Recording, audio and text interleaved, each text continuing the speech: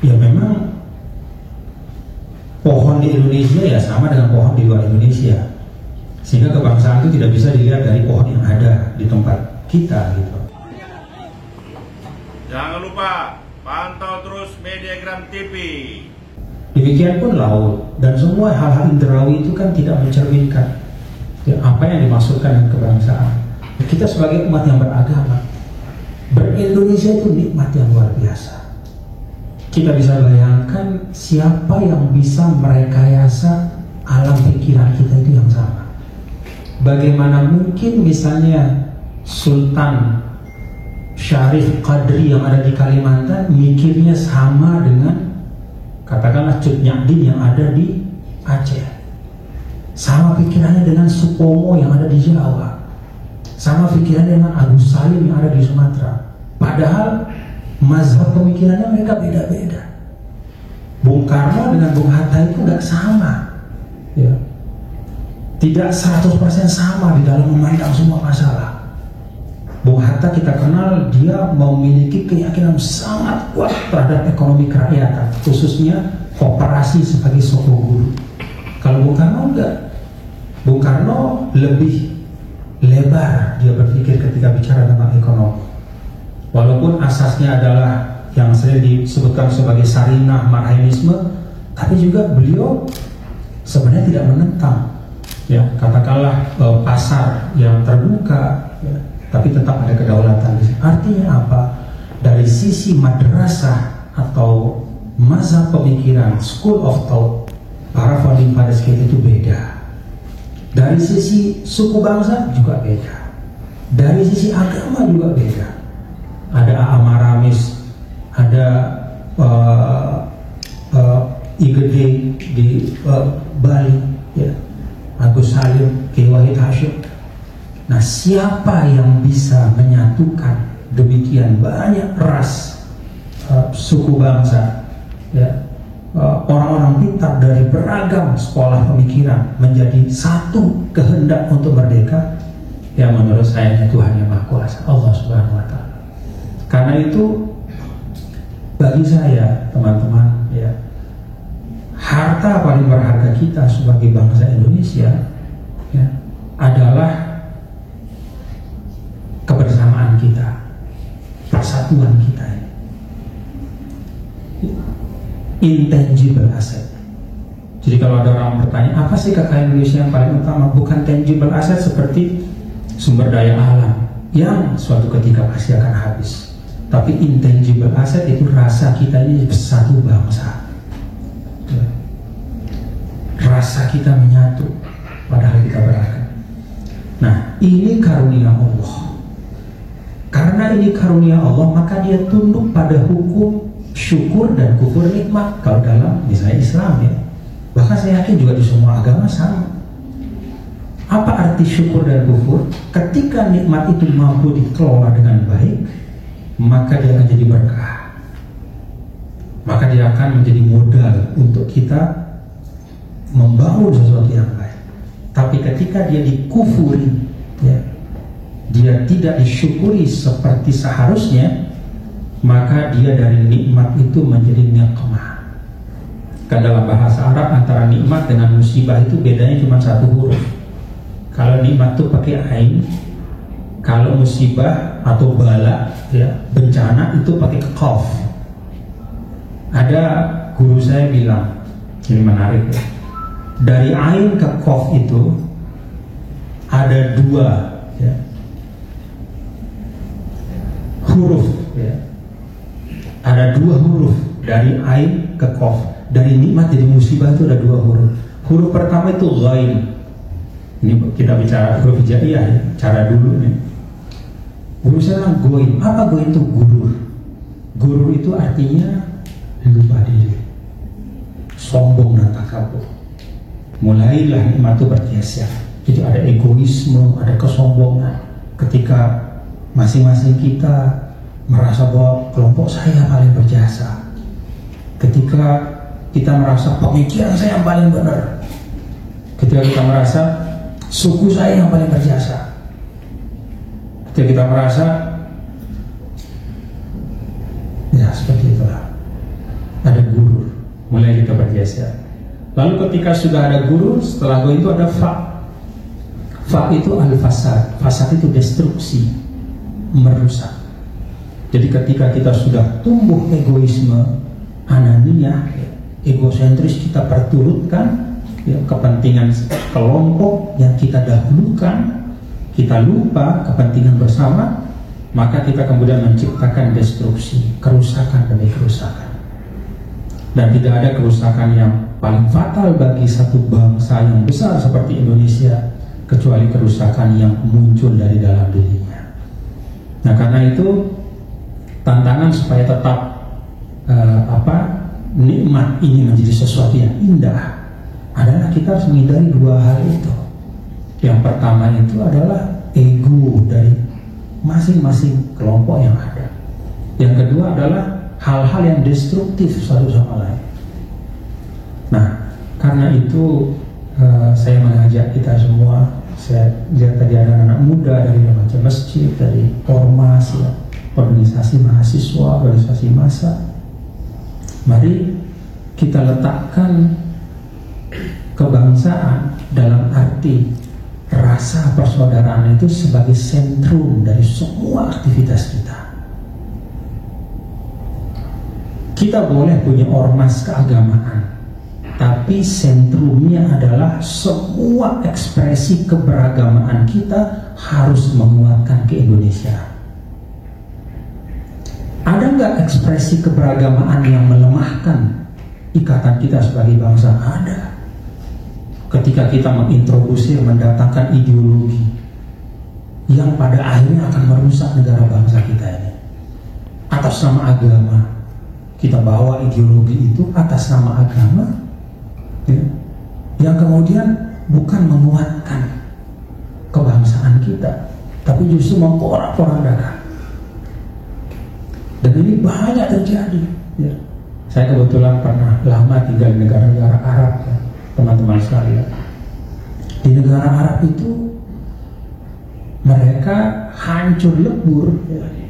Kalau kita bicara misalnya puncak peradaban, ya, pada dinasti Abbasiyah misalnya, kecemerlangan di abad ke-9 dan seterusnya, itu adanya di Baghdad, di Irak. Sekarang habis. Kita bicara tentang dinasti Umayyah di Syria, Damaskus. Kalau kita ke Syria dulu, ya, ini cerita waktu saya ke Syria dulu, zaman-zaman masih belum ada perang. Syria itu semuanya indah. Everything is beautiful. The beauty is Syria. Kalau kata orang Syria, keindahan itu adalah Syria. Alamnya cakep, pohon-pohon zaitun, ranting-ranting itu demikian indah. Udaranya juga nikmat sekali dan orang-orangnya ganteng-ganteng, cantik-cantik. Itu orang Syria. Ketika persaudaraan mereka hilang, ya, atas nama ideologi, ya, dengan membawa nama agama, lalu masing-masing merasa paling benar, terjadilah perang saudara. Apa yang terjadi sekarang?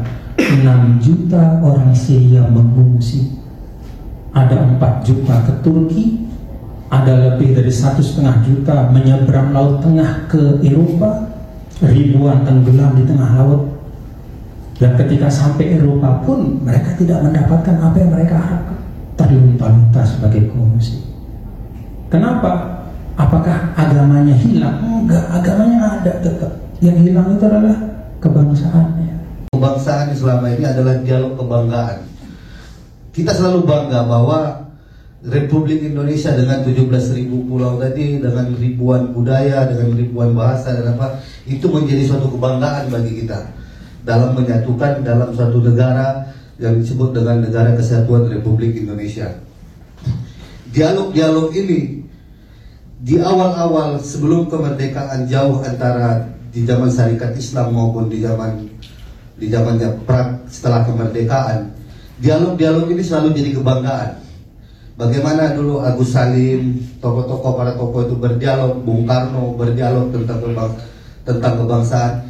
Ini ditularkan kepada generasi-generasi kita menjadi suatu kebanggaan. Tapi ini kita melihat dinamika sosial maupun politik di 2019 dan menangkap politik tahun politik di 2024, saya melihat menganalisis seperti lebih kepada bukan lagi dialog kebanggaan, tapi bisa menjadi dialog kebinasaan. Artinya kita mengarah destruktif menjadi binasa sebagai negara kesatuan karena akibat perbedaan pandangan, perbedaan dialog yang keras dan tajam, dan itu menjadi sesuatu yang tidak bisa kita selesaikan dengan kebanggaan kita. Nah, saya tanggapan dari Tuan Guru Bajang sebagai Tuan Guru yang saya muliakan, bagaimana menatap tahun politik 2024, bahwa hari ini dengan serangan media sosial, serangan dan lain-lain dari seluruhnya, ini mengarah kepada kebinasaan.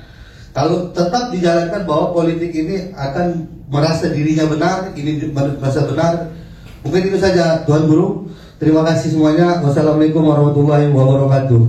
Waalaikumsalam. Yang dari Universitas Mahasiswa. Politik ini juga menjadi suatu arsiran yang mendapatkan perspektif negatif dari masyarakat, Tuan Guru. Mungkin nggak bisa kita pungkiri, tidak perlu pakai data, pasti ada terjadi pro dan kontra. Ngapain dong masuk ke dalam partai politik segala macam, itu kotor segala macam. Walaupun Bang Rudi meluruskan, kalau nggak kita yang memperbaikinya, siapa lagi gitu. Tapi Tuan Guru, mungkin Tuan Guru bisa memberikan sedikit tanggapan dengan tujuan Tuan Guru untuk membangkitkan semangat kebangsaan melalui terpilihnya Tuan Guru menjadi Ketua Harian Nasional Partai Perindo. Tuan Guru, kami minta bimbingan dan arahan Tuan Guru bagaimana sebenarnya semangat Tuan Guru ini untuk membangkitkan kebangsaan dalam konteks partai politik, Tuan Guru. Sehingga apa tujuannya? Sehingga tujuannya partai politik ini tidak menjadi suatu hal yang sensitif lagi, Tuan Guru. Mungkin kita juga baru tahu dari Komisi Pemilihan Umum bakalan menetapkan kampanye politik bahkan di dalam lingkungan kampus. Kita tidak ingin ada pergesekan yang sangat besar, Tuan Guru, ketika ada hal-hal tersebut, Tuan Guru. Mungkin bisa diberikan pencerahan Tuan Guru bagaimana perspektif partai politik ketika Tuan Guru memiliki komitmen untuk terjun ke dalam Partai Perindo. Terima kasih. Ini memotret realitas. Dan realitas itu tidak untuk kita perdebatkan. Ya memang potretnya kayak gitu. Kenapa bisa terjadi seperti itu? Menurut saya dalam fenomena sosial apapun kan tidak ada yang namanya single faktor. Faktor tunggal itu tidak ada. Selalu dia multi ya faktor yang kompleks lah. Ya kalau kita bagi-bagi ya, tanggung jawab siapa sih politik kita kok kayak begini-gini banget gitu. Kok orang kalau mau nyalon harus mikir ngapik uang sekian ratus juta paling enggak. Apa iya kayak begitu? Kalau iya, ini salah siapa? Kalau memang iya, lalu bagaimana kita menanganinya? Saya tidak berpretensi menjawab itu secara utuh saja, karena ini kan ruangnya bukan untuk itu, tapi pengalaman pribadi saja. Dulu saya dicalonkan sebagai calon gubernur dalam pemilihan langsung pertama di NTB 2008.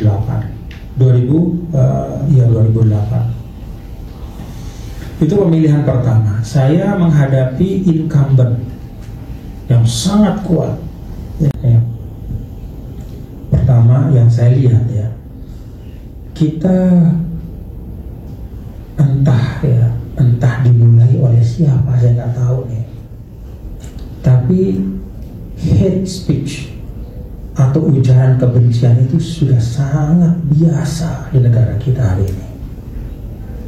Beda secara budaya, secara agama, secara akal sehat antara mengkritik dengan menghujat itu beda. Dengan memfitnah itu beda. Jadi tidak boleh juga kita membiarkan ya, narasi kebencian atas nama kritisisme, atas nama demokrasi, apalagi atas nama agama. Itu kita menzolimi agama. Kalau kita membenarkan kelakuan kita, syahwat kekuasaan kita untuk menghujat orang lain, lalu kita labeli dengan agama. Jadi politik kebencian itu menyeruak. Saya nggak tahu ya, tapi memang saya melihat dari 2014 sebelumnya katakanlah dari 2012, itu mulai polarisasi. 2014, 2019 makin politik kebencian. Jadi itu menurut saya yang pertama ya, narasi kebencian yang harus kita hilangkan dari ruang publik. Siapa yang berperan? Ya kita semua. Yang kedua adalah eksploitasi agama. Ini luar biasa. Eksploitasi agama betulnya apa? Banyak. Contoh ya. Beda pilihan politik melabeli orang dengan label teologis. Kan istilah munafik itu dia istilah yang sangat teologis, menyembunyikan kebencian ya, menampakkan seakan-akan ya, kalau teologisnya dalam Islam itu seakan-akan Islam tapi menampakkan menyembunyikan kebencian.